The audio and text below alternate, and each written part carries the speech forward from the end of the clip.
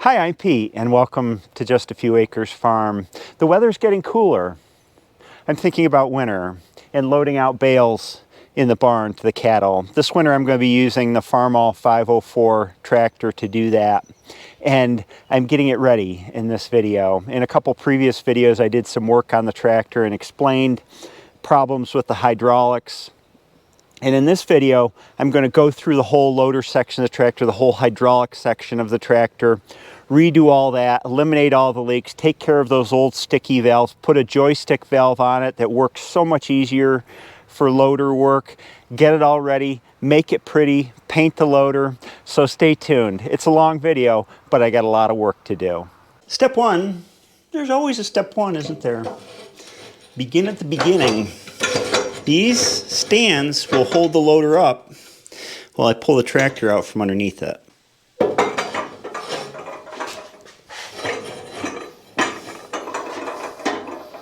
Got to keep them out so they'll clear the wheels.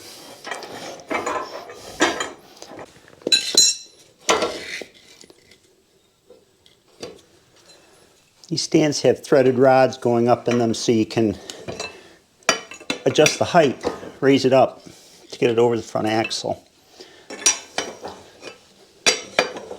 Then disconnect the loader hydraulics. This tractor has cultivator outlets both sides of the front that I plug the loader into.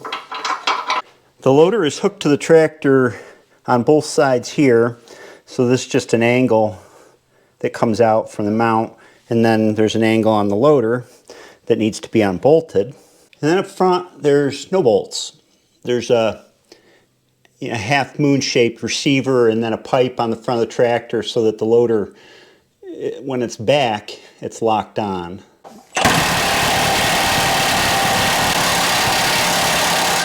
Must be the threads are buggered up on that. There we go. That's more like it.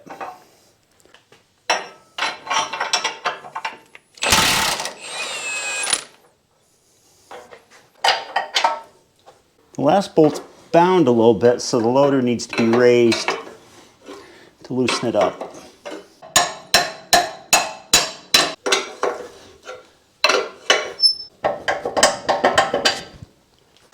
Let's try that.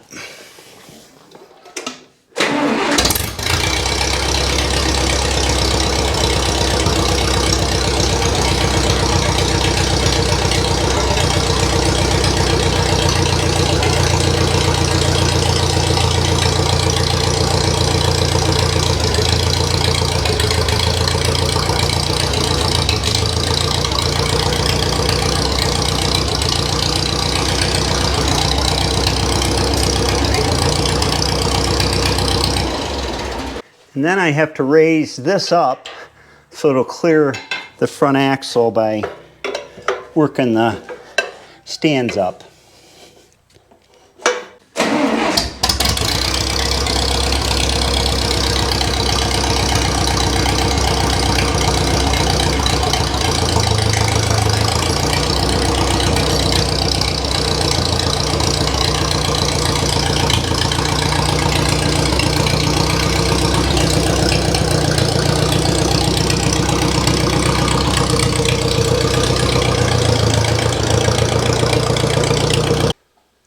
Loader and tractor. Been a long time since I've seen this tractor without a loader on it.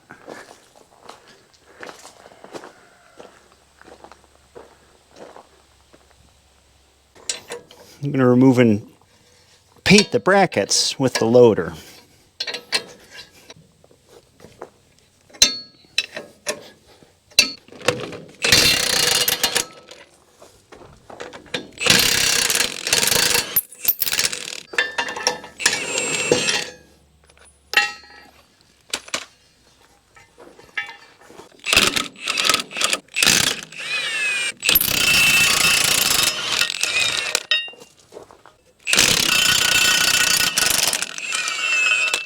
Mechanically, this loader is in pretty good shape. None of the cylinders, packings leak much at all. I mean, there wasn't anything caked on here.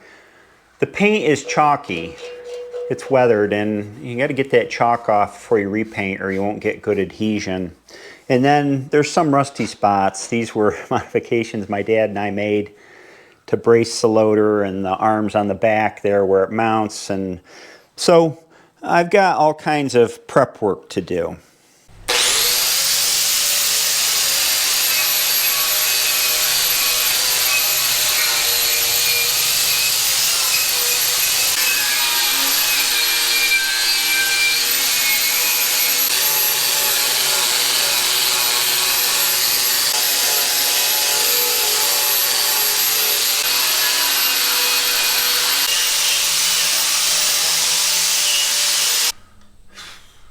Break time. I've been at this for an hour and a half, and I've gotten like to here, including this subframe. It's tedious.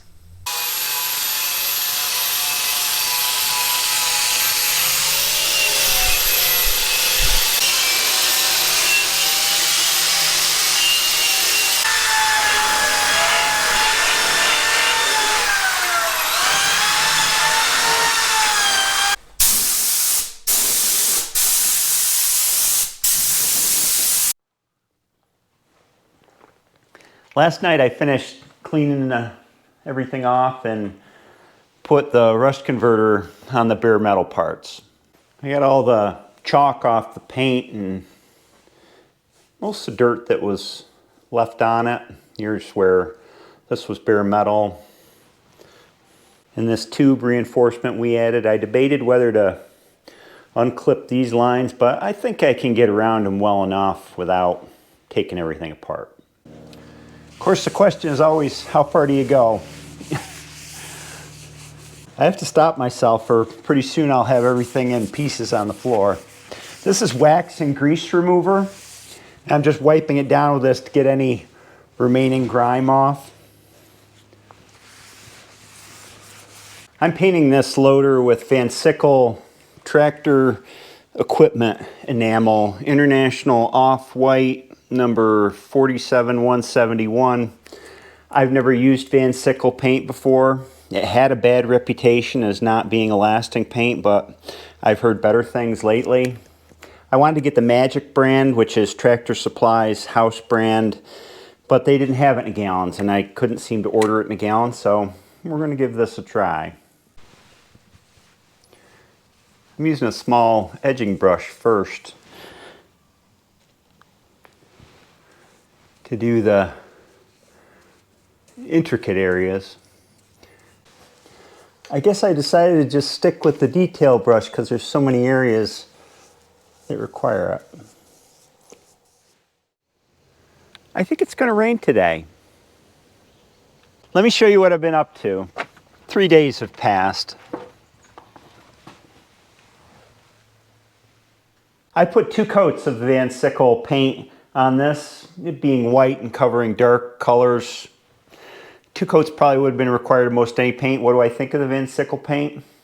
It's kind of middle of the road. I wish it were a little bit thicker. The price was right though.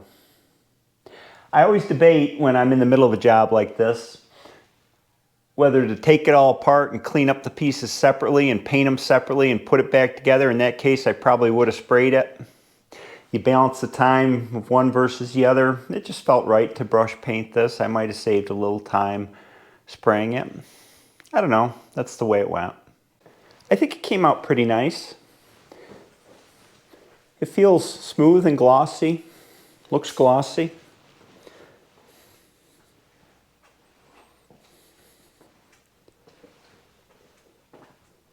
I'm happy with it.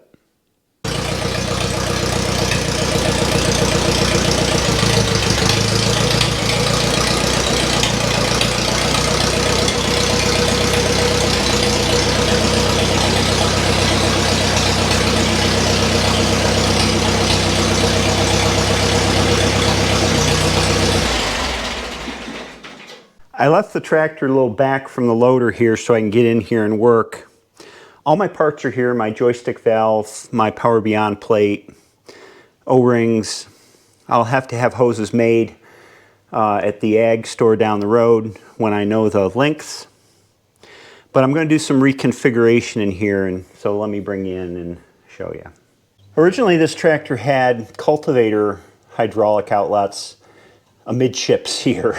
These are meant to pipe down to raise front cultivator gangs. There's one circuit going to each side, so one lever controls each side. The piping comes back from these outlets, back this manifold that runs along here underneath this plate, and then back into the valves here.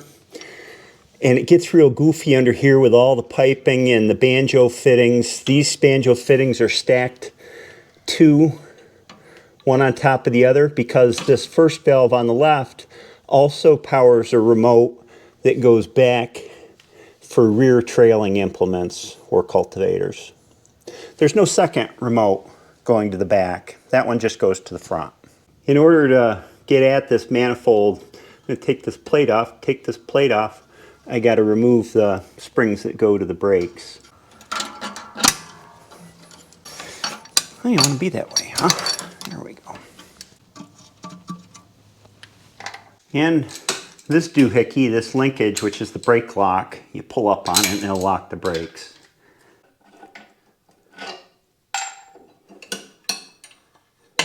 This little side platform is bolted on from underneath tightly, very tightly. Shoot, one broken bolt.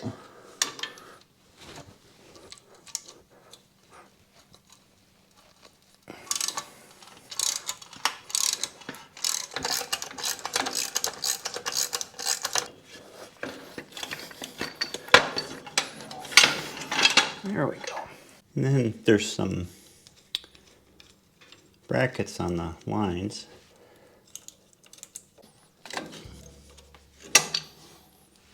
Up here in the front of the hard lines, there's a connection that I can take apart. I'm on my way to removing these, by the way.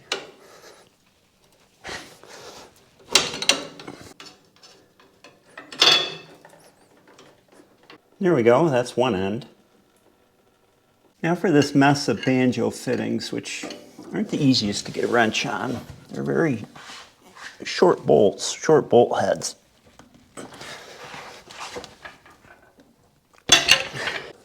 I suppose the more of them I take off, the easier the rest will be to get at.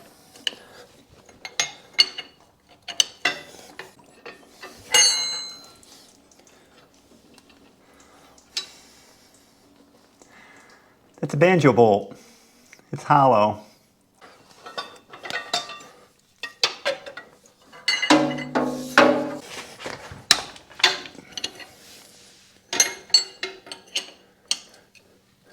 Now these double banjo fittings here. Leak City.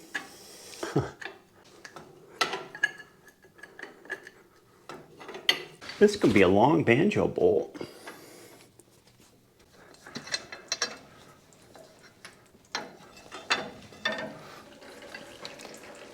This one goes to the rear, and we're going to keep that one.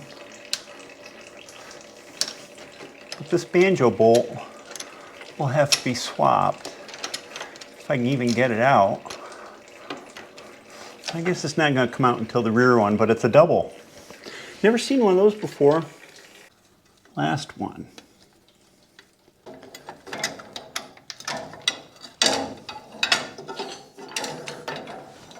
These should come out now.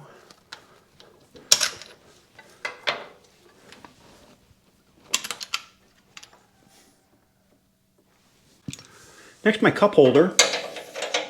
Gonna have to come off. Piece of 4-inch PVC pipe with a cap on the bottom. Good for fat cups. I tried the magnetic cup holders, but I usually knock them when I'm working the controls and then they fall off. Next, the 3-point hitch quadrant. Draft control, raise, lower. Well, I thought you would come off without taking the bracket off, but I guess I'm wrong about that. We can do that. There we go. Now the hydraulic valve stack can come apart. There's just 3 bolts that hold all the pieces together.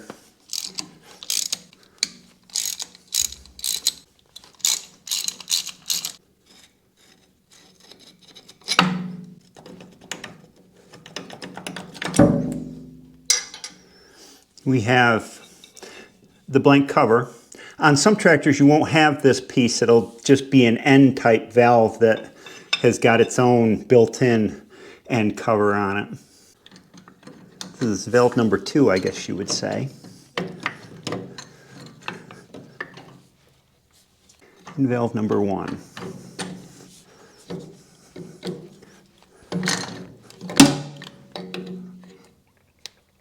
To finish stripping things down, I need to remove these, the front connections. And to do that, I'm going to need to take the battery out.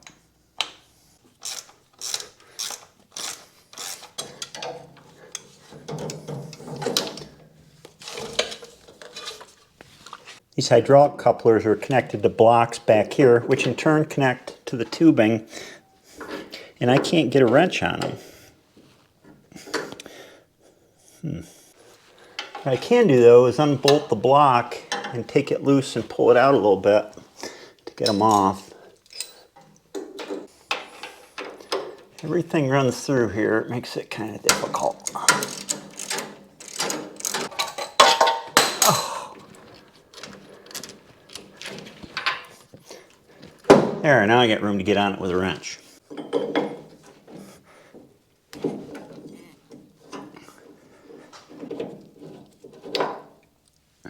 Can I fish that out?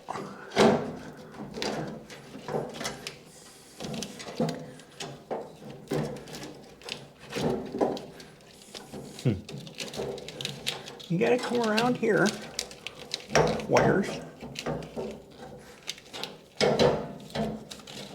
There we go. Other side.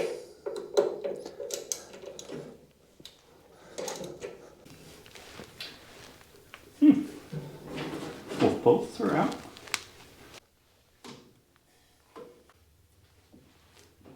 There. Paint. I was holding it on. This should come out the other side too. Yeah, that was easy. Here are the parts I stripped out. The manifold lines going up to the outlets. One valve, which I'm not going to reuse, and the end plate. These will stay with the tractor, which means I'll crate them up and store them away in case anybody, me or the future owner, wants to make the tractor back original. They'll have the parts to do so. I got to get this mess all cleaned up before I start installing things. This little trough in here is buried under things so much, crap always collects in them.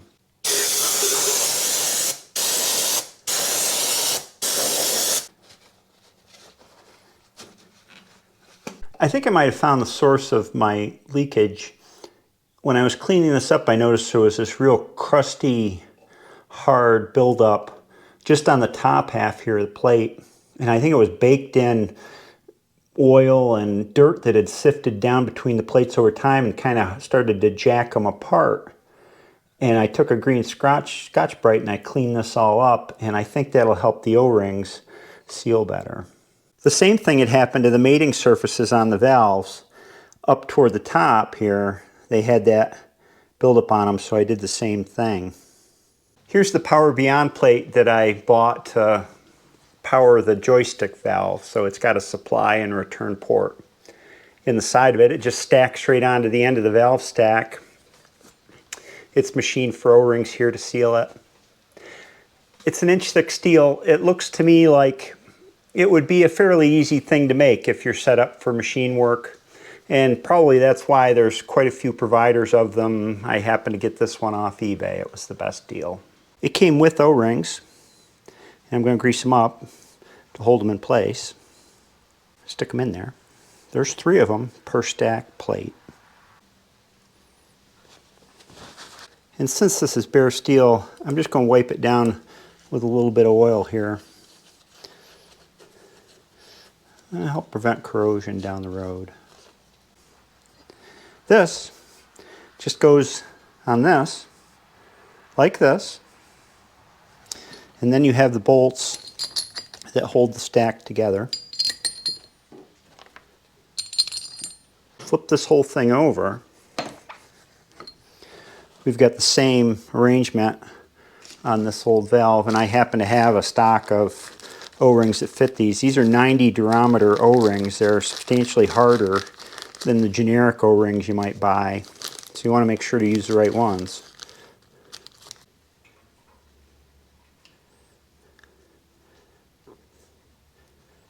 And that whole thing goes right on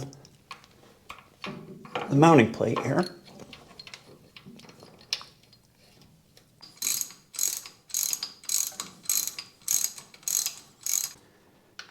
And they get snugged to 20 foot-pounds, or 240 inch-pounds.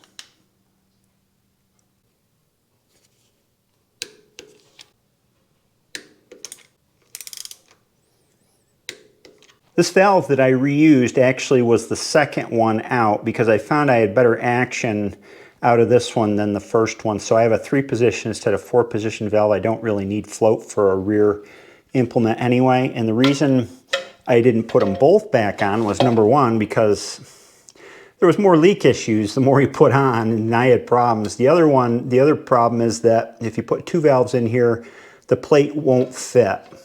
When I get it on here correctly, it's kind of out from where it would be. It's like, oh, someplace in there. It won't quite fit. On my 656, I have 2 valves and a Power Beyond plate, but this cover has been carved away. But with the return port in here, as well as the supply port, on the 656, the supply port comes out down here, and then the return's in the back. I would have to really carve away at this plate to get both lines coming out of here to fit. And I only need one remote really on this tractor anyway for trailing implements. Before we get too far here, I wanted to answer the question, well, why not just drill the end plate? Well, see that little bump there? That's a connecting passage that connects the supply and the return back behind here. If you look inside, I don't know if you can see it, but there's a passage that comes back through here. So you need a special end plate for Power Beyond.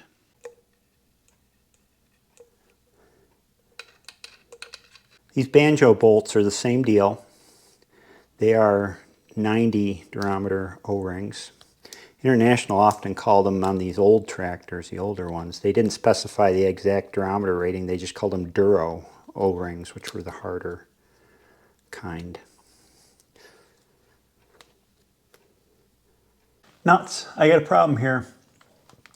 I had planned on just hooking these fittings that go to the rear coupler up to this valve, and this one I think I can work all right. They were below the other banjo fittings because this valve went both ways, back and front.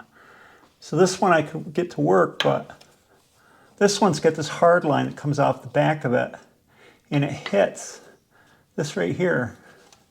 It won't seat square on the valve because of that. It lacks probably 1/8 of an inch of clearing and seating tight. See that? It's crooked. It interferes. I guess here's what I'm going to do. I'm going to use this fitting. See if I can swing it. I have to take it apart, back apart to put it on. This is an ORB fitting, O-ring Boss, SAE number 8, if I remember correctly.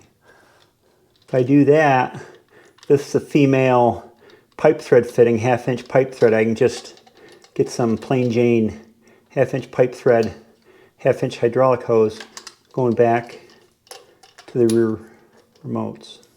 And then I can escape some of the issues with these things leaking. Yeah, much more dependable connection. Just like that. Took it apart, put it back together. Nice thing about these fittings is you can turn them to the final orientation and tighten down this knot to compress the O-ring. So when I get the lines, I'll figure out where they need to go and tighten them. We'll replace these, which I think are original anyway. Two more of the same fitting go on here. Is this going to fit? No, of course not. That one will fit all right. These are SAE 10s. Supply and return out to the joystick. And that one, I'm going to have to pre-assemble that one too. I guess I'll take it back apart again. Okay, there we go. 2 1/2-inch pipe thread fittings on the bottom, 1/2-inch pipe thread fittings to serve the joystick valve. These just fit in here. I finally got lucky for once. That lever just slides by that one. So this valve body is complete, except for the lever. We're getting there. I ran out and had lines made to go to the rear remote here. So we're all set there. Painted things up, gave them a quickie spritz. Put battery back in. And I thought before I go any further, I'd take care of this. I broke one of the bolts when I was taking this platform off. Yep. Luckily I have a little bit of meat to grab onto here. So many ways to take care of broken bolts that I choose to go up the ladder from least invasive to most invasive. I guess like a surgeon.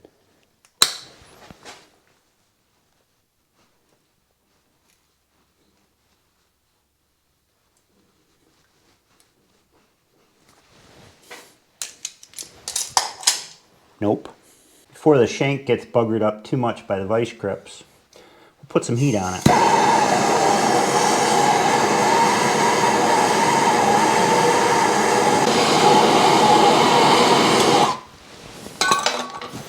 I have my doubts. She's rusted in pretty tight.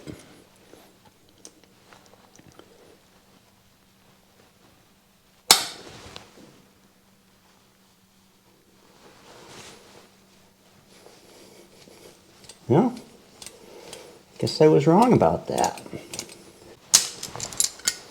I thought I was going to have to drill it out and put a helicoil in.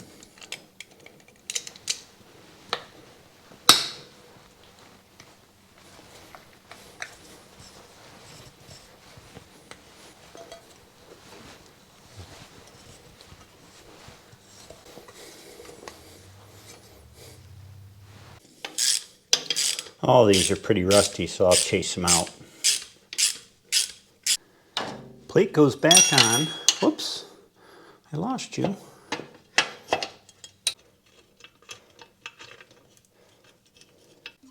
Put the brake springs back on. I just noticed I got 2 different ones. I don't know, they work all right. And this inspection cover is missing from the brake drum. Those are available. I need to get one. It must have fallen off in the field someplace.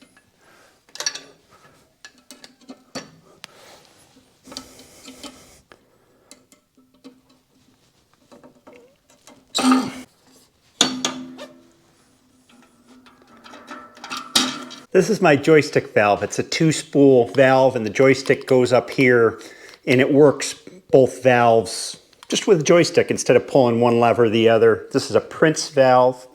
And before you pick a valve, you really have to know how your tractor's hydraulics work. On my 504, there's 2 pumps mounted behind this plate. There's a 12 gallon per minute remote and power steering pump, and then piggybacked on top of that is, I think it's a 3.5 or 4.5 gallon per minute 3-point hitch pump. The flow comes out of the 12 GPM pump here. There was a 17 GPM pump option too, but I had the 12.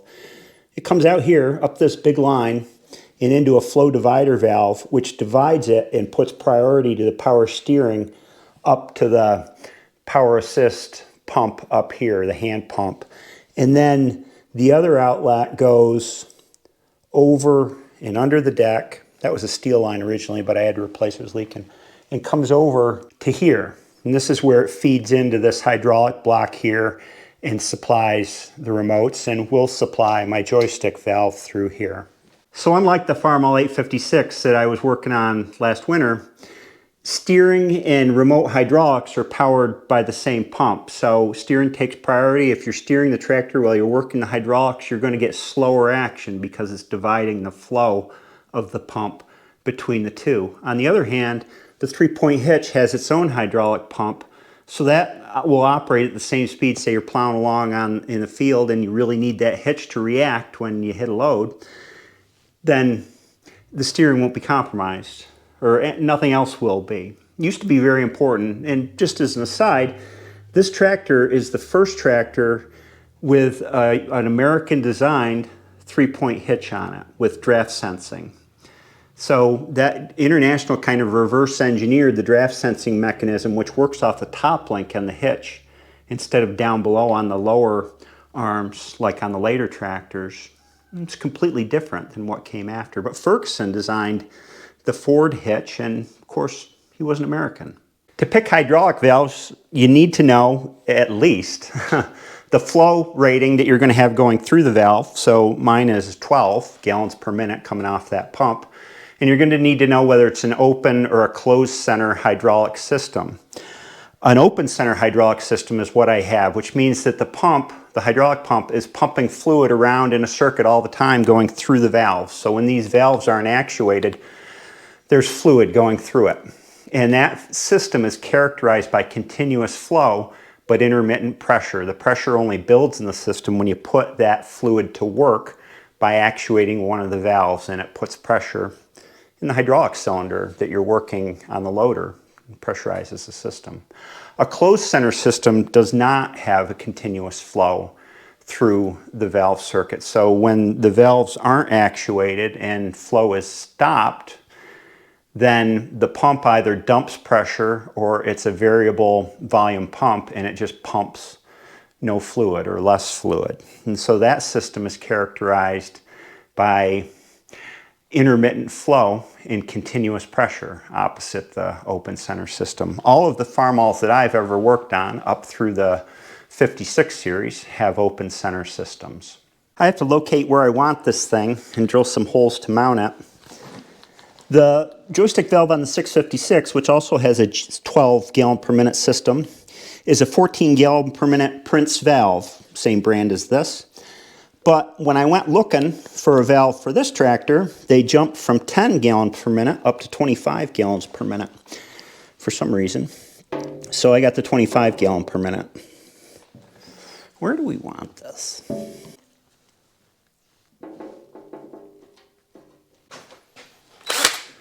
I have to keep in mind that I'm going to have a big mess of hydraulic lines coming out of this, so I need to keep it back out of the way a little bit further than I normally would. I'm going to have to shim this out because there's a lip on this side that prevents me from mounting it flush. 3/8 inch bolt. 1/2 inch nut is a hinge, or a hinge, a shim. Is that long enough? Scratch that. 1/2 inch nut and a couple 3/8 inch flat washers.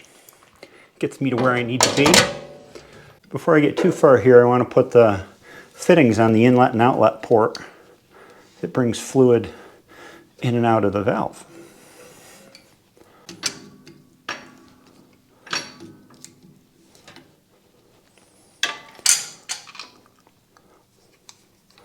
This is an SAE 10 fitting, and I got a 1/2 inch pipe thread on the other side. I'll just leave that like that for now and do the same thing on the other side. I want the joystick to be straight up and down, more or less. Maybe less than more.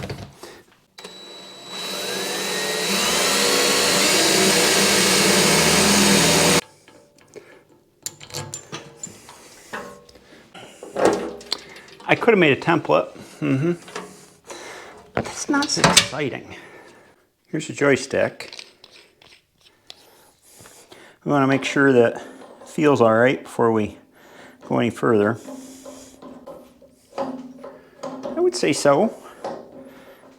I put it forward as far as I could without worrying about the lines getting in the way.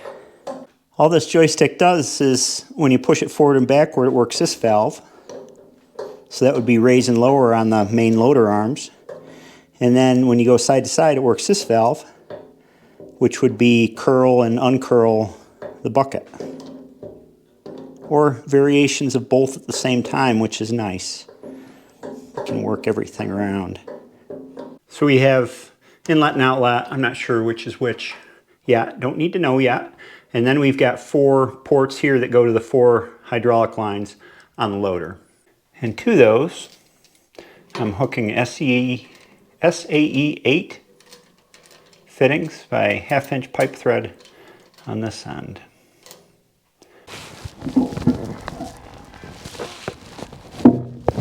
I want to get the loader mounted on the tractor, and then I can figure out how the hoses go, what sizes I need.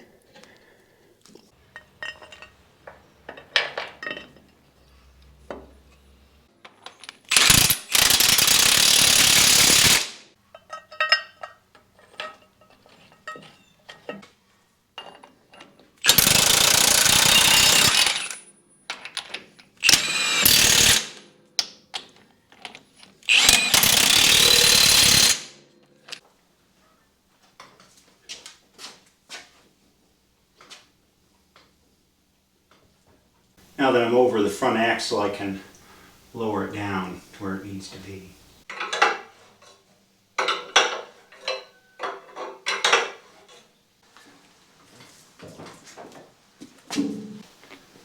Put it in gear. There we go.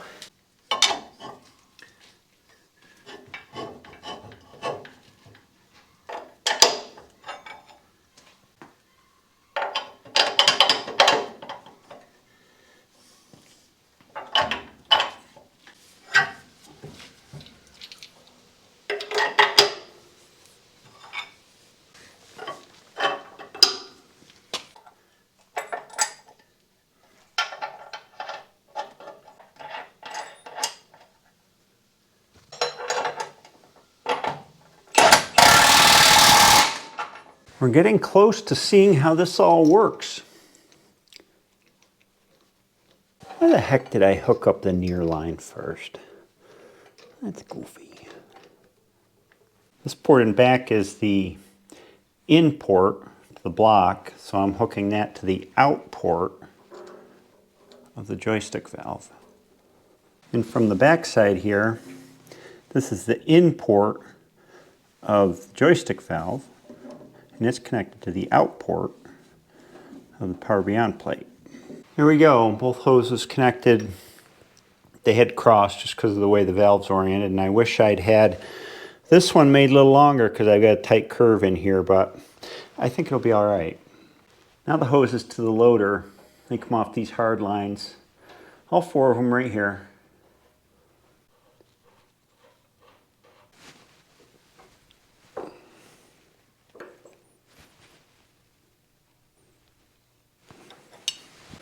Put the quadrant back on before it gets too crowded in here. This is going to be a little bit of a crapshoot on my part because I can't remember. This should be the raise port for this spool, I think, and I'm hooking it up to the corresponding. If I'm wrong, I can always change them around. All the lines are hooked up. It's time for a test.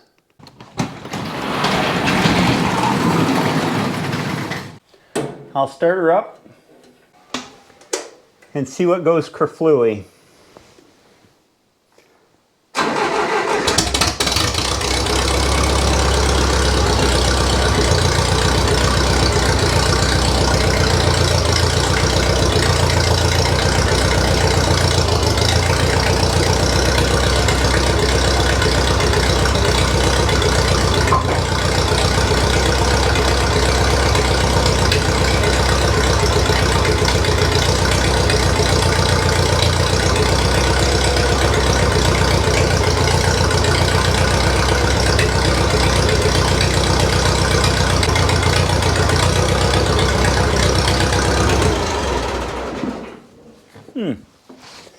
Two of my lines are backwards on the bucket curl.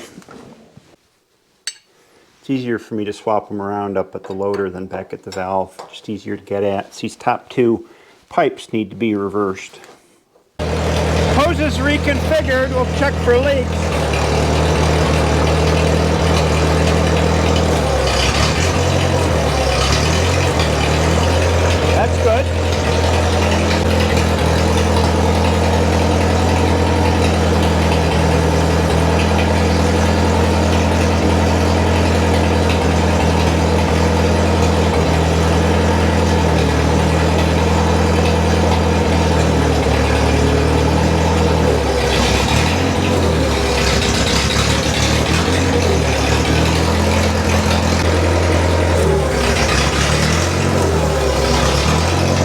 Nothing. Nope.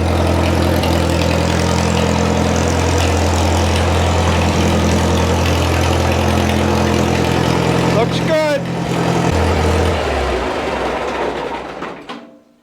I have some hose organization to do here.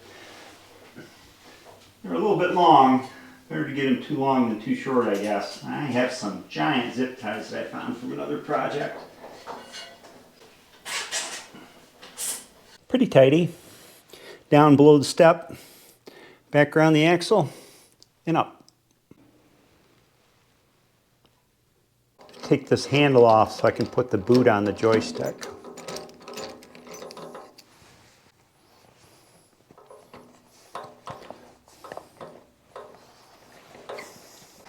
I thought I'd already had all the fun with this project, but I guess not. This boot is held on with another zip tie that goes in a groove here.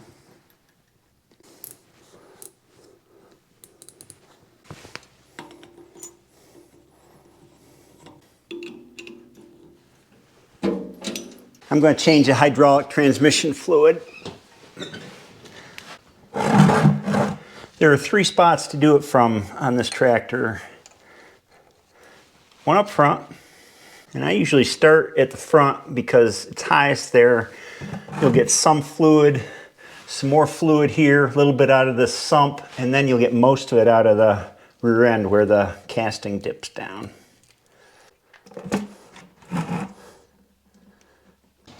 Here's the second one. I won't get much out of this one.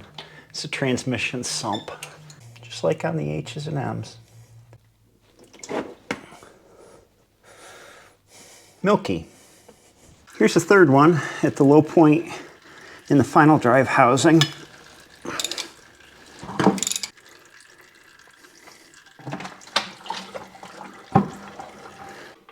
Change the engine oil too.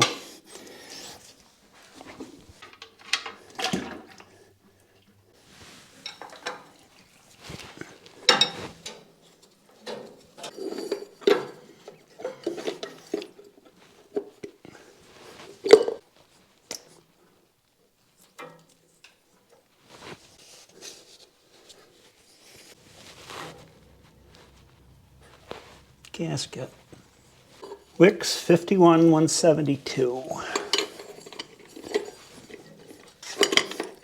Somewhere's in the neighborhood of 6 quarts of oil. New transmission and hydraulic filter. This is a bypass screen, real fine mesh screen here, and when your filter clogs up around here, the suction from the pump, which is down the hole in there, will pop this spring back and allow fluid to go through the bypass here. And most commonly, when you hear these tractors whine when it's cold out, you've got water in the hydraulic fluid and it clogs up the filter first, and then eventually you get ice clogging in here too when it's cold when you first start the tractor. Ask me how I know.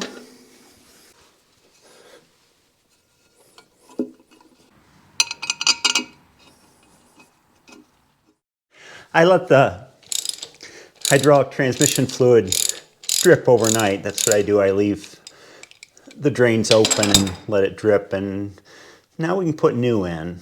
Here's where the fill is. And the reason I had milky fluid is because of this right here. This is how the transmission vents. So usually there's support because the fluid expands and contracts with temperature, especially when the tractor's running versus cold.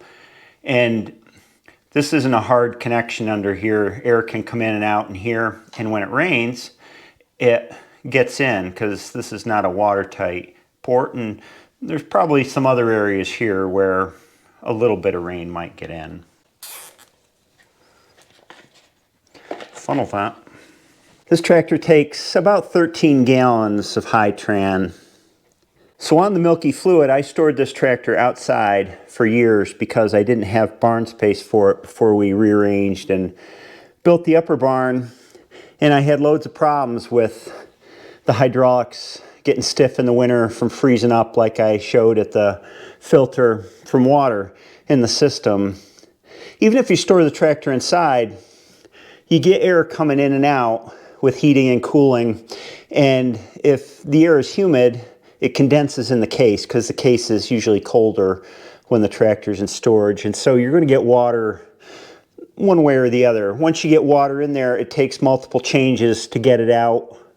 Some people will run cheap fluid and change it a couple times to get it out. It's not enough for it to bother on this tractor. For me, I didn't have any problems with whine or slow in the winter. Once I started storing it inside and changed the fluid, I think this is the third time since it's been outside, and every time it gets better. This is Napa Premium Hydraulic Transmission Fluid. I pay now about $60 a bucket for it. I get a lot of people that say you have to use Case IH Hy-Tran in these tractors. I used to. This tractor's 60 years old, and the deal with Hy-Tran is that people will say that it absorbs water. It'll absorb some water. I used to run Hy-Tran in this, and it has its limits, but it does that. And they'll say it's needed for the clutches in the TA. Well, this oil meets the spec for this 60-year-old tractor. If I were running a modern power shift Case IH, I would certainly spend the money on the Hy-Tran. Hy-Tran, when it went above 150 bucks a bucket at the dealer, I quit. I said, that's too much. And I've run it and everything for years now, and it works fine. I think probably changing the fluid routinely is just as important or more important. Those are my thoughts. People will disagree when you talk about oil. There's also two variants of Hy-Tran now. The Case IH stuff, I think it's made by Shell that the dealers carry now. And then there's the Ultra Action Hy-Tran, which the purists will say is the original Hy-Tran. I don't know, is there such a thing as the original Hy-Tran for a tractor this old anymore, because formulation has changed so much over the years. This exceeds what was original for this tractor. This is the level check plug on the side. She's full, a little over full is fine. I was thinking last night, after I finished work, that I'm not getting the float function out of this valve, and it's supposed to have it. Then I looked at video of how the linkages on the top of the valve work. The spools are different lengths. This is a short spool, this is a 3-position spool. I know it's hard to see. And this longer spool in back is the 4-position spool that has the float on it. That corresponds to this spool up here that has the float, but currently that spool is worked side to side, curl, uncurl bucket instead of up and down. So the valve would have been right if it were turned 90 degrees and mounted that way, but I believe that this valve is changeable. It looks to me like you can flip this around over itself if we take apart. We'll see. A little leverage here. Holy cow.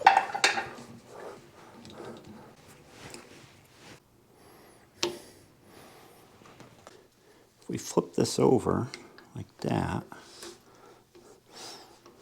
turn that around like that, put this back on. Now, the main arm cylinder is this one instead of this one. And this is the cylinder that's got the float function. The question is it on the back raise or is it on the front? Well, here's the answer. That's raise, that cylinder, and it's got a detent on float, so it would float all the way in the raised position. And I want it to float at this end with the lever moving down Nuts. Again. I have another idea. And it involves this cover plate.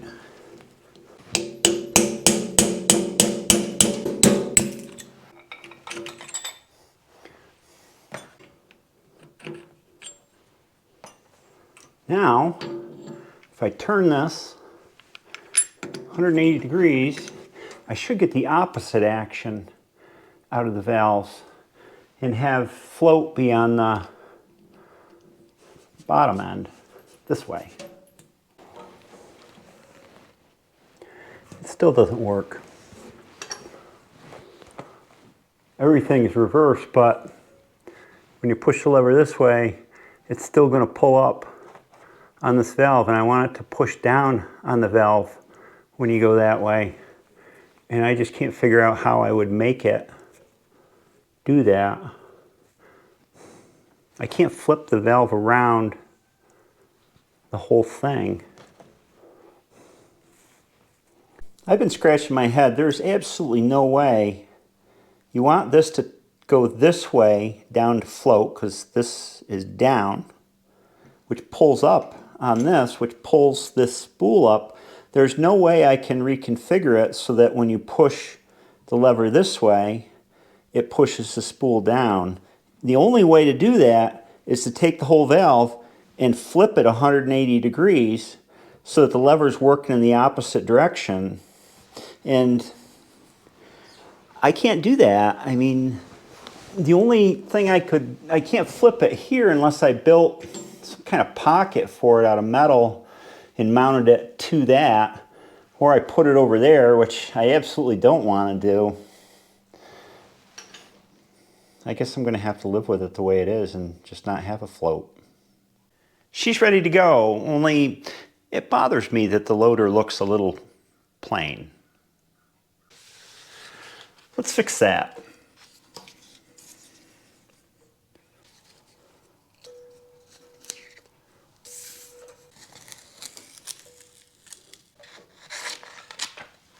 I forgot my squeegee.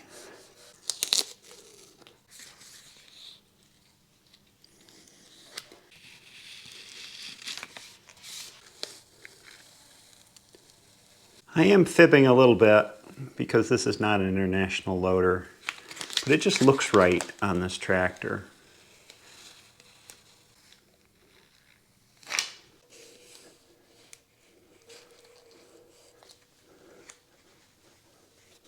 These are vinyl cut decals from Maple Hunter Decals in Indiana.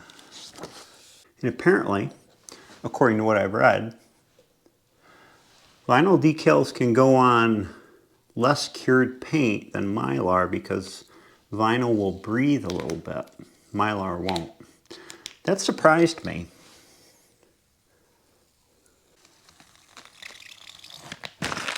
Work is done. Let's see if this tractor will perform its intended use.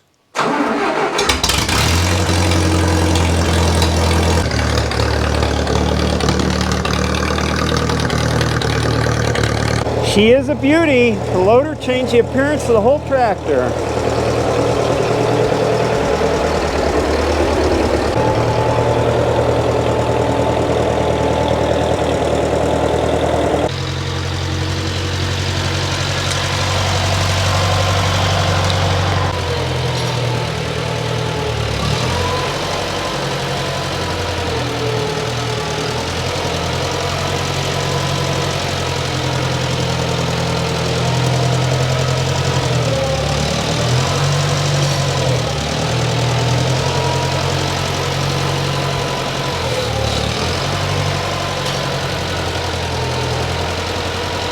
The loader works great. It's faster than the loader on my 656, which I like. I just have to get used to it. And I'll thank myself for years and years down the road having a joystick instead of those old, leaky, cranky hydraulic valves that were original. This tractor was quite a bit of work to put a joystick valve on, and I got into the rest of the hydraulic system a lot and fixed some other things that needed to be fixed too while I was there. The 656 was much easier. Your tractor may be much easier if you're going to do this sort of work. In fact, An old way of hooking up a loader and kind of gaining an extra remote to work the loader was just to tie one of your remote valves back and then pipe the hoses from that into a joystick valve. So if that works for you, that's a much quicker project, but I'm happy with the way this turned out. I hope this video was informative. I hope you have a great weekend, and I'll see you next time.